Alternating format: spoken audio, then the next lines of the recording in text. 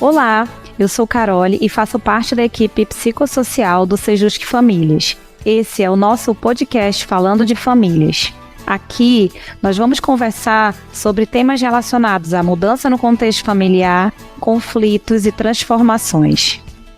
No episódio de hoje, Yasmin Coelho, psicóloga, e Lorena Lisboa, que faz parte da equipe do podcast, vão falar sobre transformações familiares. Você pode acompanhar o nosso trabalho por meio da nossa página no Instagram, @falando de famílias, onde postamos conteúdos relacionados às dinâmicas e transformações familiares. Aproveite também para nos seguir no Spotify, Deezer ou qualquer plataforma que você esteja nos ouvindo agora. E se você gostou, não esqueça de nos avaliar e compartilhar nas redes sociais. E é isso, vamos ao episódio de hoje.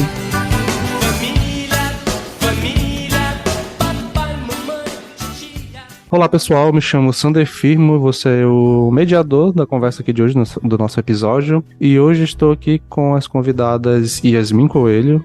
Oi gente, prazer, me chamo Yasmin, sou psicóloga, especialista em terapia cognitiva comportamental, trabalho com crianças e adolescentes e as famílias no sentido das transformações familiares. E também estamos com a Lorena Lisboa. Oi, gente, tudo bem? Eu me chamo Lorena e faço parte da equipe do psicossocial daqui do Sejusc Famílias.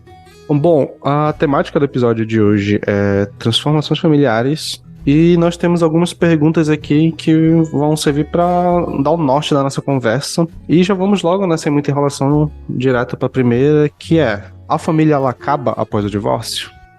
Então, quando a gente fala sobre o termo acabar, a gente está falando sobre o fim de algo, o término de alguma coisa. E quando a gente está falando sobre pessoas, e principalmente sobre a instituição família, que é esse conjunto dessas pessoas, nós estamos falando em algo que se transforma, porque são pessoas que criaram laços afetivos, pessoas que criaram memórias juntas, que criaram afinidade por conviverem juntas, além dessa família também ter tido ali, algumas terem filhos, um casamento de muitos anos também. Então, a gente entende que essa família ela não acaba, ela se transforma justamente por existirem esses laços de afeto que entre o casal ali pode não ser mais tão efetivo, mas entre os filhos e esses pais ou esses cuidadores, ele apenas se transforma mesmo.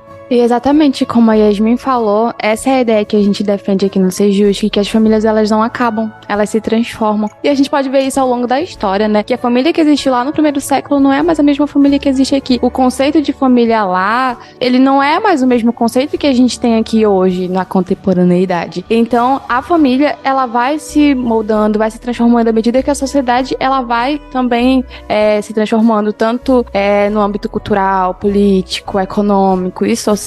E aqui no Sejusc a gente também acredita que existem outros motivos que geram essas transformações familiares. Alguns deles são a união de duas pessoas ou mais, o nascimento ou a adoção, né, que é a chegada de um novo membro na família, a saída também de um membro da família. Todos esses acontecimentos transformam a rotina, a configuração da família. E o divórcio é só um desses motivos de transformações familiares. Acredito que a gente também pode pensar pelo ponto de que nós estamos falando de seres humanos, né? E os seres humanos, eles estão em constante mudança e transformação desde que existem esses seres. Então, assim, essa própria união dessa família, essa própria constituição, por que não que ela não passaria por uma mudança assim também, sendo que nós, seres humanos, estamos constantemente mudando e estamos inseridos nesse grupo família, né? É até natural uma pessoa que esteja passando por um processo de transformação como o divórcio, que é um processo extremo, traumático, que de fato essa sensação de final, né, de que algo está acabando, acaba sendo perpetuada, mas é um momento que a gente entende que depois que passa esse turbilhão, as coisas vão se acalmando, a gente consegue entender que essa transformação tem os seus lados positivos, tem coisas que mudam, e que realmente não é um final, né, é uma forma de lidar diferente com esse conceito, né, a família transforma, mas não é de forma alguma um final.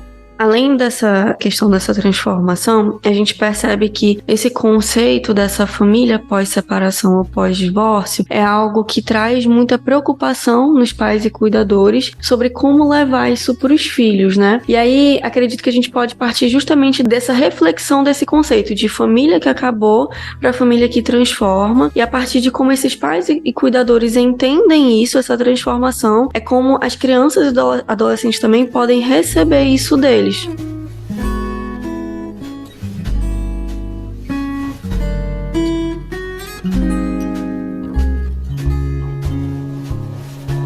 Tendo um pouco desse gancho, né, sobre essa questão da transformação, a gente tendo essa noção de que a gente encara, né, aqui no judiciário como essa noção de transformação e não final, eu passando por um processo, né, de divórcio, um processo de separação, de que maneiras eu posso me preparar para essa nova jornada, nessa nova etapa da vida?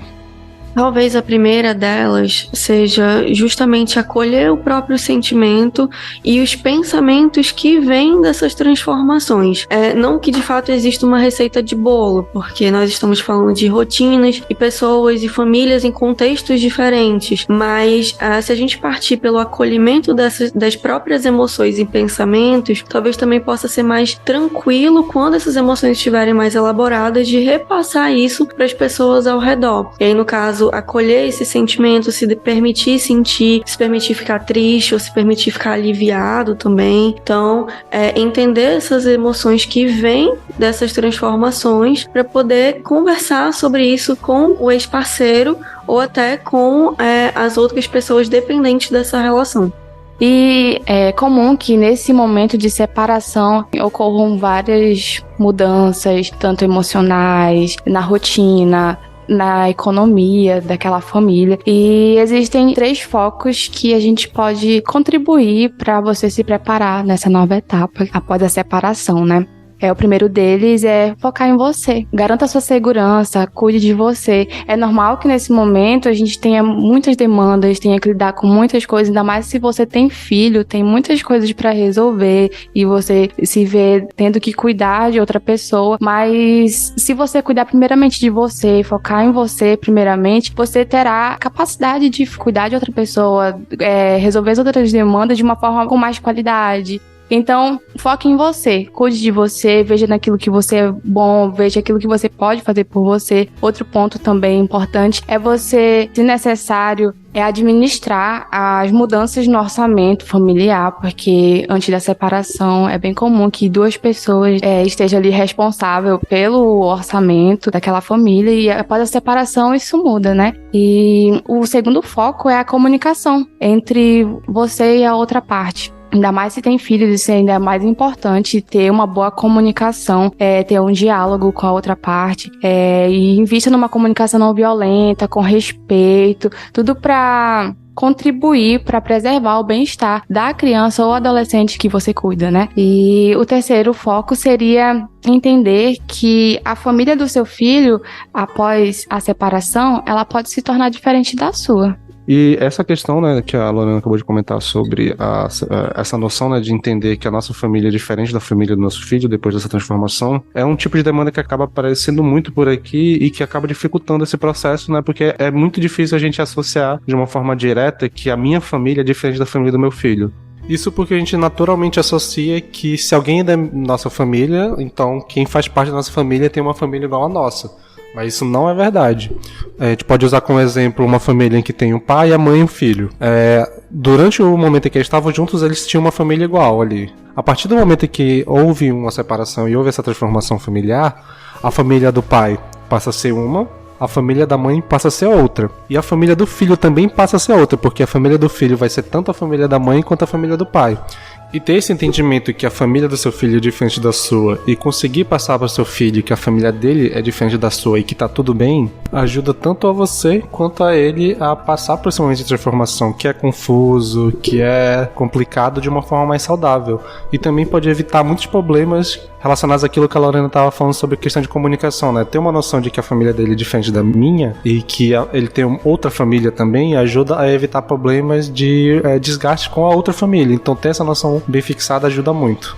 E aí, quando a gente traz esse foco em você, né, nós estamos justamente falando sobre essa necessidade de primeiro se reorganizar mentalmente, fisicamente também, no sentido financeiro, no sentido de entender quais são as suas possibilidades naquele momento, para poder repassar isso para as pessoas que você cuida. Porque se não está elaborado por você, se não está organizado na sua mente, como é que você vai conseguir passar isso de uma forma segura e tranquila para uma criança ou um adolescente que você cuida, né? Então a gente entende que o primeiro fator é esse foco nessa reorganização interna para poder repassar isso para os filhos. Afinal, os cuidadores no geral são os espelhos dessas crianças e desses adolescentes. E a forma como você vai perceber e repassar isso para eles tem muito a ver em como eles vão receber isso e elaborar isso também.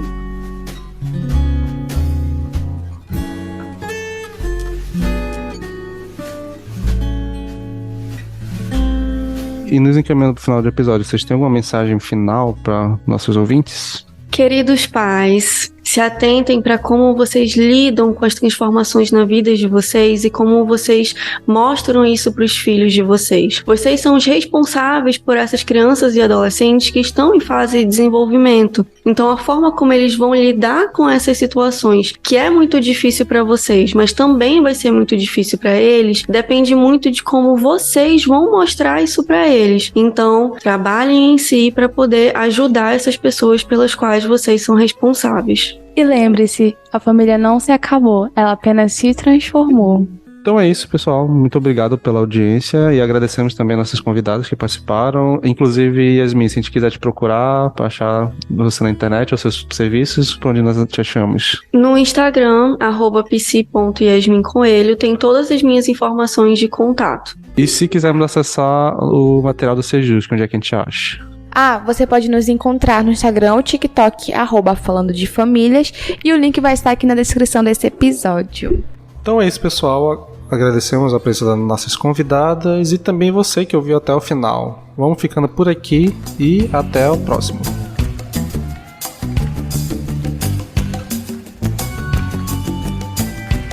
Esse podcast foi produzido pela equipe psicossocial do Sejusc Famílias do Tribunal de Justiça do Amazonas.